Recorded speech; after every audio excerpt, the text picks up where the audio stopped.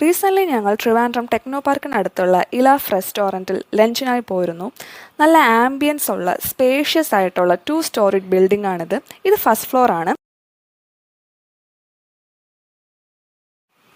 ഞങ്ങൾ ആദ്യം ഓർഡർ ചെയ്തത് സ്റ്റാർട്ടറാണ്. ഡ്രാഗൺ പനീർ, ഇലാഫ് ചിക്കൻ സ്റ്റീക്ക്, പിന്നെ ക്വാർട്ടർ പെരി പെരി അൽഫാം മന്തിയും ജല്ലിക്കട്ട് അൽഫാം മന്തിയും.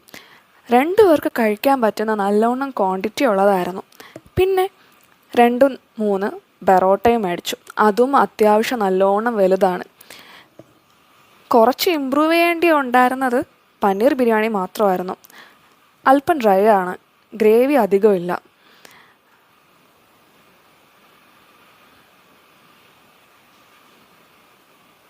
നിങ്ങൾ മസ്റ്റായിട്ട് ട്രൈ ചെയ്യുക.